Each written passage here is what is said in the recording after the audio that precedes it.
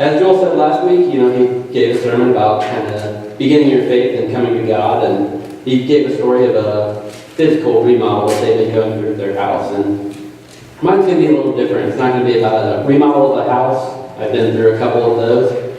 But it's more going to be a remodel of my life that I've kind of had in the last few years and how God used that to change my life. But as I said, I've been through a lot of remodels in my life, and I know that they are long and stressful processes that can take months or even years, or as Joel said, it just never gets done sometimes. And, it's just crazy to deal with. But renovations of the soul are no different. The only difference is renovations of the soul are a lot more important, but we often overlook them in our everyday lives. And we as humans like structure, order, and most of all, we find comfort in routines. I'm sure everybody here has routines for their daily lives and different things, and it's great because routines make it so you never forget a task. But routines make it very easy in crazy everyday life to put on blinders and go through your activities on autopilot, missing out on the opportunities that are worth you. I find this mostly when I'm driving to work. I'll get on 69 and then I'll get to 311B in no time and not sure how I got there. Dangerous on the road, dangerous in your real life. So I urge to get out of your routines and look around you. And this mindset can easily seep its way into the church today. We're so set on our structure of the service and, what everybody does on Sundays that they might forget to look around them for the opportunities God put before them to benefit their life. And I find it only fitting to talk of the dangers of routines so soon after Christmas, the holiday built on routines, or as we come to call them, traditions. We as humans build our lives up like we would a house. We build up walls to segment the different portions of our lives to make our lives run more efficiently. I'm sure we all know that people who have trouble balancing work life and home life, and so it's good to have these walls. That way you're not giving too much at work or giving too much of your personal life at work. But it can also be a hindrance because these walls can stop our faith from ever growing.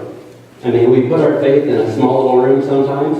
Maybe you just come to church on Sundays and pray every night before bed. Maybe that's what you do and that's what your faith is. But eventually your faith will grow too big for that room. And if it's stuck in that room, it can't grow anymore. And then soon, your soul will begin to enter a slumber. And we'll find ourselves in a situation much like Lazarus, where we're in a cold, dark tomb without the breath of life in our lungs. But we can find encouragement in the story, because Lazarus' story did not end in the tomb. Lazarus was just an average man who died. He's only claim in the Bible is pretty much that. If you ask anybody about the story of Lazarus, that's the highest they'll give you. He was a guy, he died, but Jesus still rose from him. He heard Jesus call to him, and he was rose from the dead. And that might be where some of you are today. You might be stuck in the tomb and not sure which way the way is. But Jesus calls to us all, and all we have to do is hear his voice, and we can enter the light. And that is what God has planned for all of us. He plans for all of us to walk in the light so that we can see what he has laid out before us. And once we can see out what's laid before us, we won't stumble, just as the verse says.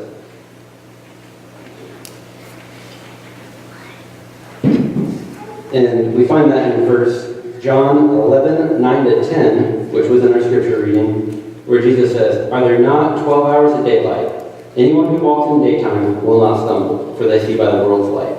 It is when a person walks at night that they stumble, for they have no light." But once we are called out into the light, that's not where our story ends.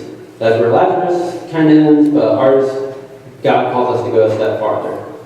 And the next step we find in John 2:19. And this is just when God comes into the temple and sees people using it for the wrong purposes to make money, and he kind of loses his cool and kind of drives out all the cattle and flips over tables, and he issues this command to the people in that temple.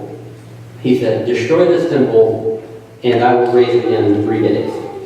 Now, this verse is more talking about Jesus' death and resurrection, but he also means it for us. Because we all build up walls in our lives that confine us, walls that have become our prison. And he calls us to tear down these walls so that our soul may grow. Tear down the walls that separate Jesus into his own little room, because he's not wanting to live in just one room. He wants to be present in all aspects of our lives. Now, I said I went through my own personal remodel. The remodel of the soul is essentially what it was. And mine happened about 1.5 years ago. It happened when I was attending a church that I grew up in. My father was the director of outreach and the maintenance man, wore 2 hats. And I spent a lot of time growing up in that church. I set up for events, tore down for events, cleaned that church more times than I'd ever cared to clean another church in my life. But I also had a great amount of memories there. I was baptized there, I met my best friend there, and watched him get married. I also watched my brother get married and ordained there as well. And I could go on for hours about the memories I made in this church, but God saw that I wasn't challenging myself within those walls. He saw that I had grown complacent and comfortable with where I was, and that I was okay with just going through the motions, coming in on Sundays, leaving on Sundays, not giving anything more to Him than that. Then He sent an event that changed my life. That event made this church that felt like home start to feel more like a stranger. And at that time, I began to weigh my options of what I could do. My first thought was to just leave churches altogether and try to find faith on my own. It was at this time that Caitlin made her 300th attempt to get me to attend her home church that she had attended, and I had been hearing about for the last 6.5 years we were together. She told me that if I tried to find faith on my own, I would never stick with it, and I would not make it. And seeing kind of that she was right, I would never tell her that, but she was right, I started to attend here. And, my faith has started to grow just in the first few weeks. And my first step in the faith was when Craig offered to, led me, or told me to join men's group on Tuesday nights.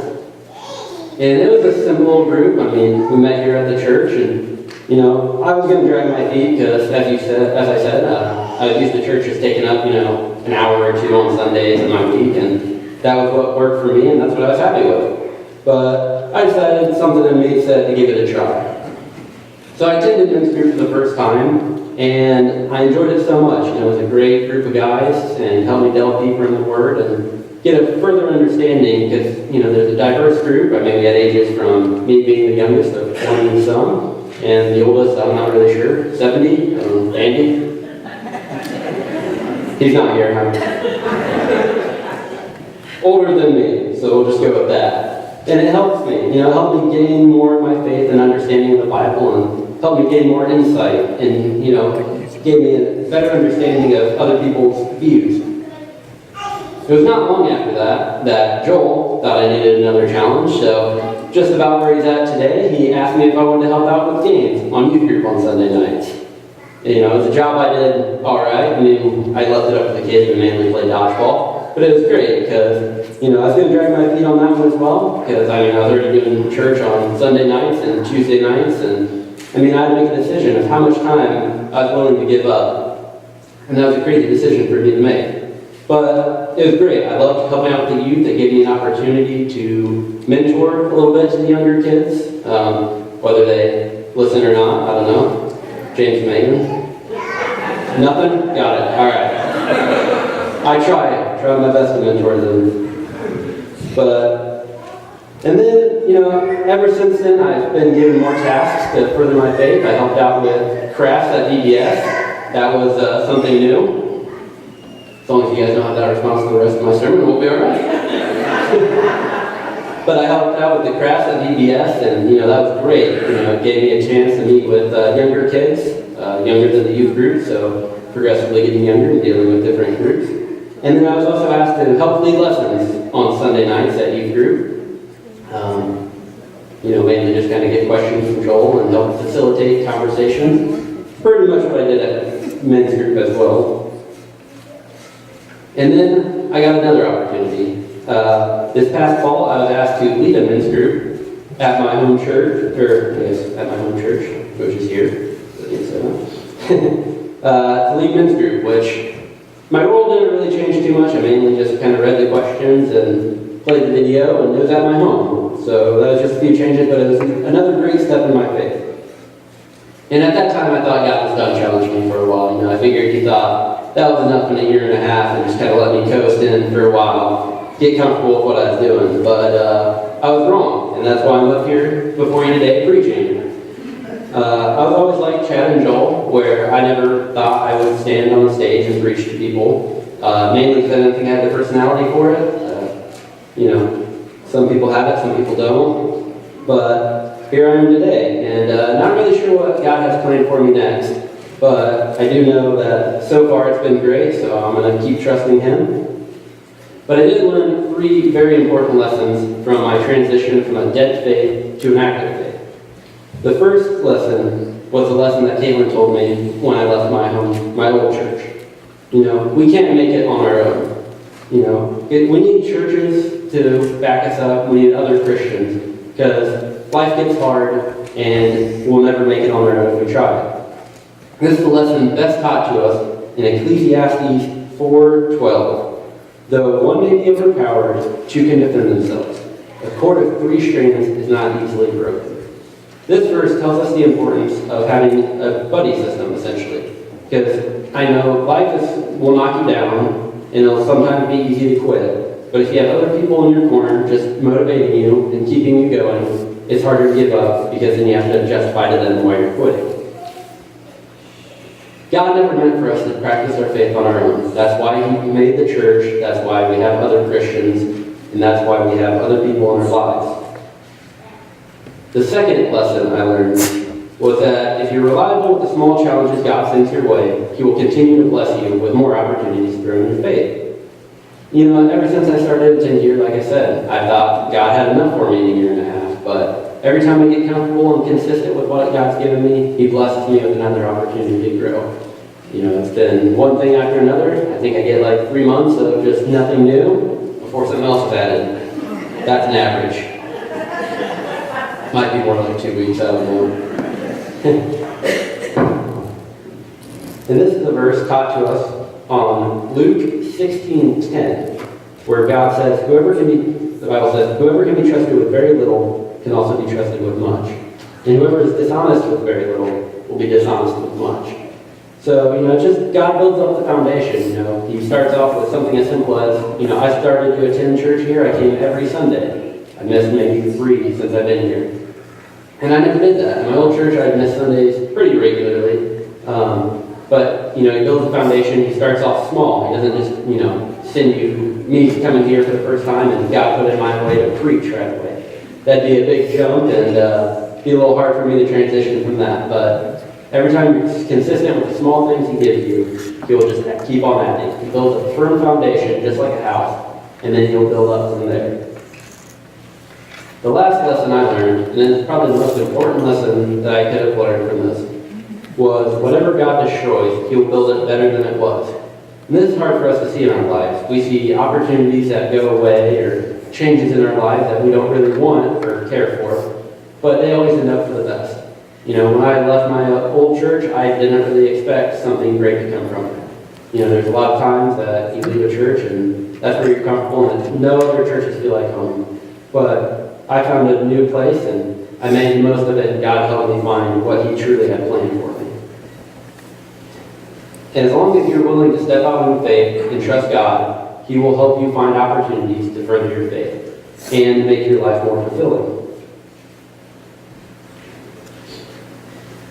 And when I was asked to preach by Chad, it would have been probably late December before winter ended, I always thought, how could God use someone like me? I went from someone who had a dead faith and was missing church services regularly, never really gave more than just a Sunday night.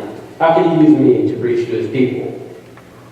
And, God led me to one single verse that helped me find the encouragement to keep writing. The verse is Matthew 4:19.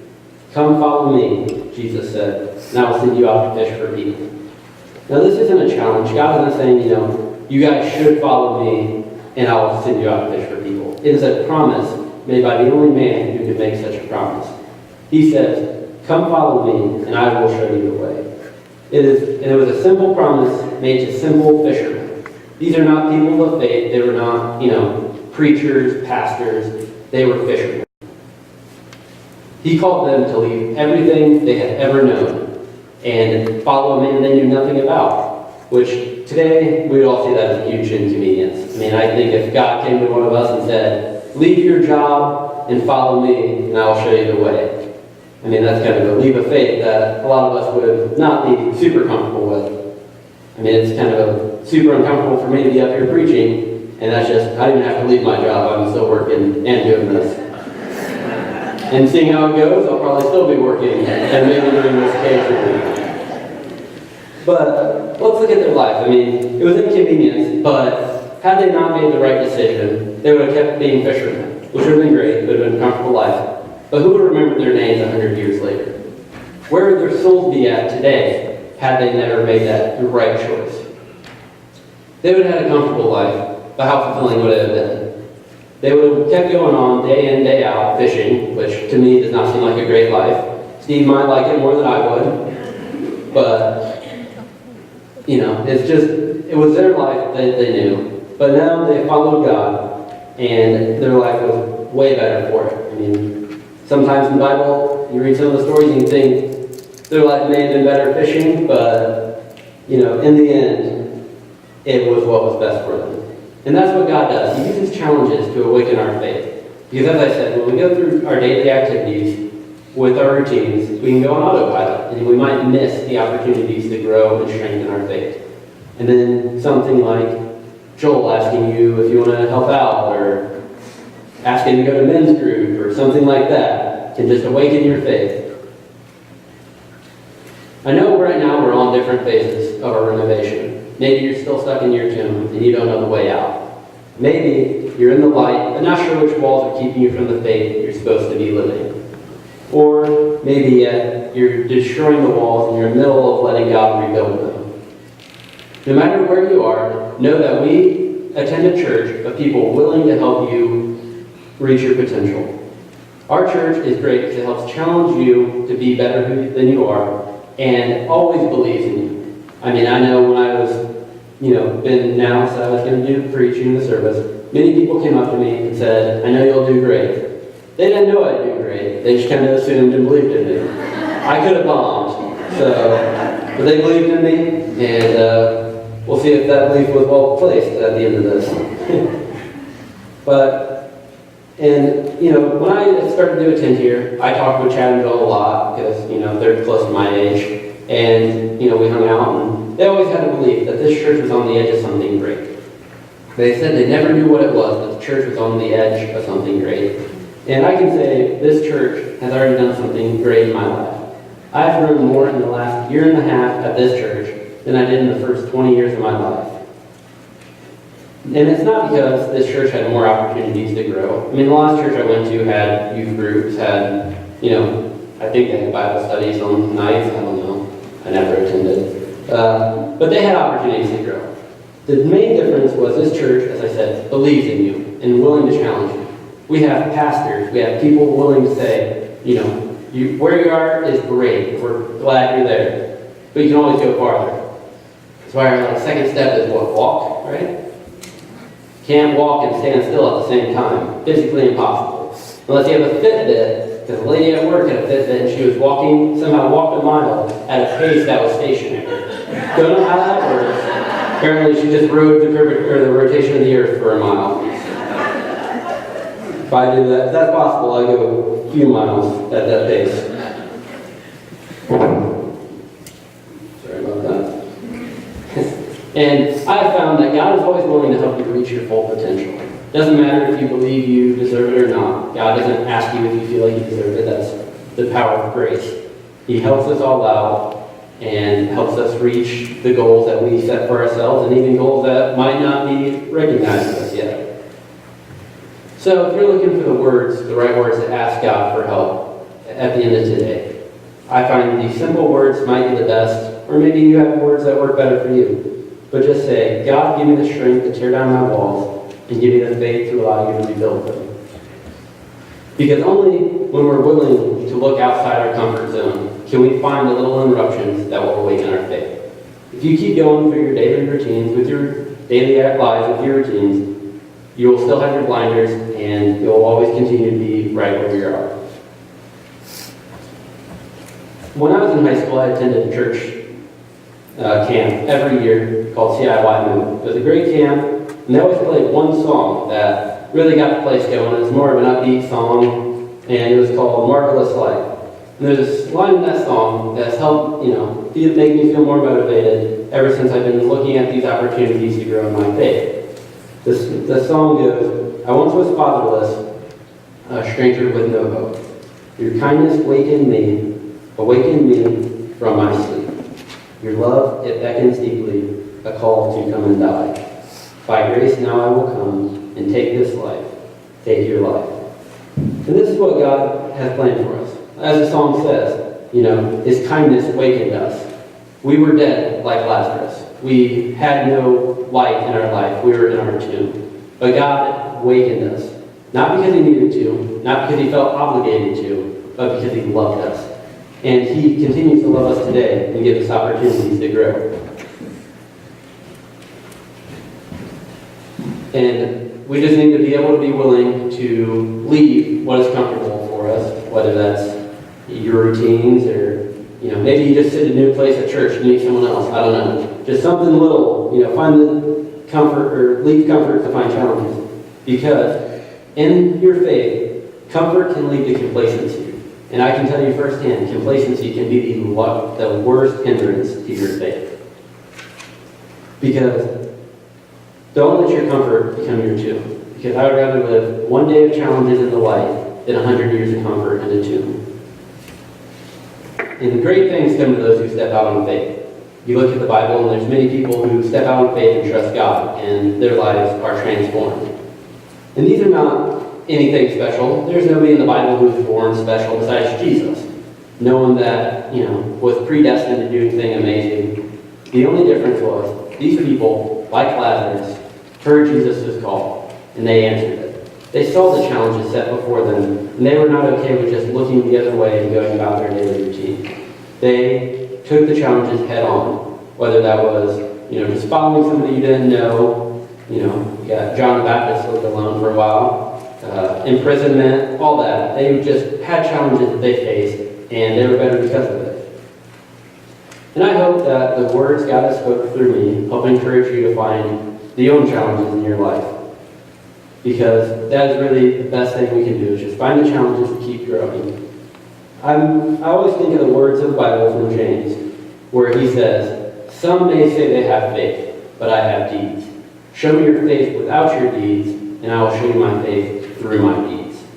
See, James calls us to an active faith, because he knows, as he says right before that verse, faith without action is dead. If you're not willing to back up your faith with your deeds, if you have to tell someone that you are a Christian and they can't see it in your everyday lives, as James asked, is that faith enough to save them? And I think the best example of this, we look to the disciples. The disciples went about their every day, and they had more than just faith. They didn't need to go around telling people they believed in Jesus, because they lived it. They had the actions to back up their faith. They followed this man everywhere. And sometimes it looked dark and grim. Sometimes they were hated. But they still followed him. They lived their faith every day. And that's what I call you to do. As I said before, all these people in the Bible besides Jesus were not, they were not special people. They were just normal, everyday people who found the challenges in their life and chased them. And I challenge you to look at today, find 3 deeds that you wish to express your faith through. And make that your New Year's resolution. Say, these 3 deeds I want to express my faith through. Whether that's, you want to show that you care for the youth by helping them bring meals, or something, you want to help the less fortunate by doing the meals they do on Tuesday evening or Tuesday afternoons. Or maybe you just want to show that you care for other people and just, talk to someone who needs the help. Or take someone out to lunch and talk to them, or just let someone know you care.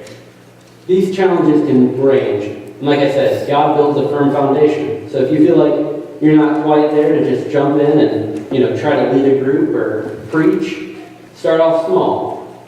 Just baseline things. Come to church every Sunday if you're not doing that. That would be a good one. Or delve deeper in your Bible. We had the Bible plan that Chad had at the start of the year. That's always a great one. Just little deeds that you want to see your faith through.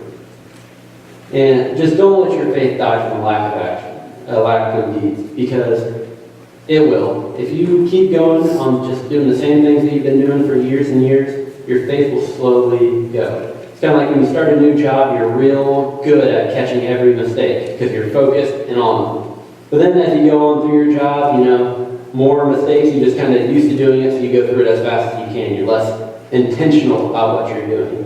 And if we're not careful, we'll practice that same way in our faith. So I just hope that the words God has spoken through me will help awaken your souls or help you find guidance in where you're at today. I'll end us with prayer, and then we'll have a song, and you guys can just think of those 3 deeds, no matter what it is, just find it, and I urge you to find someone to share those deeds with. Because like I said, we're not going to make it on our own. So if you share with someone else, they can help keep you motivated and challenged. So, all right. Dear God, just thank you for the opportunity to have these people be here today, and just thank you for all the wonderful opportunities you have given us in our lives, and just thank you for loving us so much that you still believe in us, even though we stumble. We try our best to walk in the light, but sometimes we stumble in the dark, and we know that you're still there to forgive us. God, I pray that when we leave this place, we are looking for those little challenges. We are breaking our routines and being intentional about the actions we do in our life. I just want to thank you for everything you have done in my life, and I pray that you bless everybody else who steps out in faith, no matter how it looks, God. In your son's name we pray. Amen.